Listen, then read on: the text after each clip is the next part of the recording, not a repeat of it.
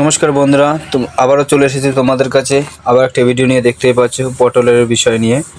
এই পটলের আছে লাল মাকড়ের সমস্যা বা লেদা পোকার সমস্যা, সেই সব বিষয় নিয়ে আমি তোমাদের সামনে আজকে কথা বলবো। আর সবচেয়ে বড় কথা, পটলের আরও একটা জিনিস লাগে, সেটা হচ্ছে চাক। এই পটলের চাক লাগে, সেটা তুমি দেখতেই পাচ্ছ পটলের চাক। এই যে পটলের পাতা তোমরা দেখতে পাচ্ছ, আমি যেটা দেখাচ্ছি এটা হচ্ছে পটলের চাক লাগে এবং লাল মাকড়।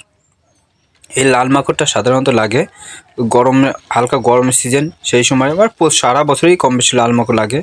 আর এটা দেখতে পাচ্ছি ধসা পচা, সেই সব বিষয় নিয়ে তোমাদের সঙ্গে আজকে কথা বলবো। এই লাল মাকড় লেগেছে কিভাবে তোমরা বুঝতে পারবে। প্রথমে দেখবে পাতার উপর, সকালবেলা গিয়ে দেখবে পটলের পাতার উপরে হালকা জাল জাল মাকড়সার জালের মতো দেখা যাচ্ছে, বা তুমি দেখবে লাল পাতা অন্তত হালকা হালকা করে রস চুষে নিচ্ছে, জাল জাল জাল জাল ভাব হয়ে যাচ্ছে, পাতা ব্রাউন কালার এসে যাচ্ছে, তখন বুঝবে যে লাল মাকড় লেগেছে।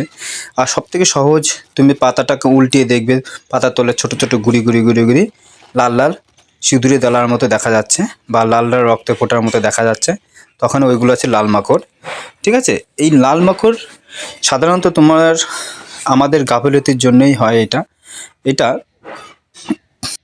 সপ্তাহে অন্তত একবার করে ব্রোমটেট বা কাকা যেটা পাওয়া যায়, বা সবথেকে ভালো হয় তুমি সোনাটাও দিতে পারো।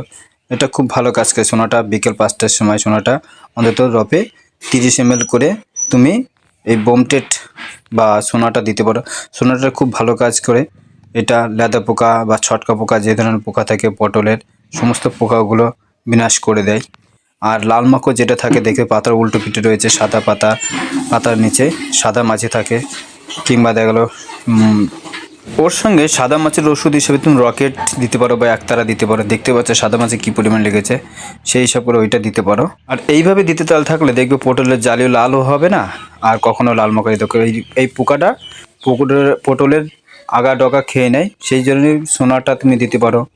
বোমটেরও দিলে ঠিক ভালো কাজ করবে, লাল মাকড়েরও ভালো কাজ করবে। দেখতে হবে লাল মাকড়ের জন্য পাতাটা পুরো জালি করে দিয়েছে, একদম পাতা খেয়েছে, ডগা খেয়েছে, এবং পটলের জালিও লাল হয়ে গেছে। কিন্তু এই পোকার ওষুধটা সাধারণত বিকাল 5টা 4টে-5টার সময় দিতে হবে।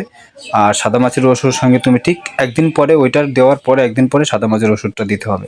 ঠিক আছে, তাহলে দেখবে ভালো কাজ করবে। আর তুমি যদি জৈব উপায়ে যদি ট্রিটমেন্ট করতে চাও, তাহলে নিম তেলটা ব্যবহার করতে পারো। নিম তেলটা খুব ভালো কাজ করে, 10,000 ppm এর নিম তেল, সেটাও ভালো কাজ করে।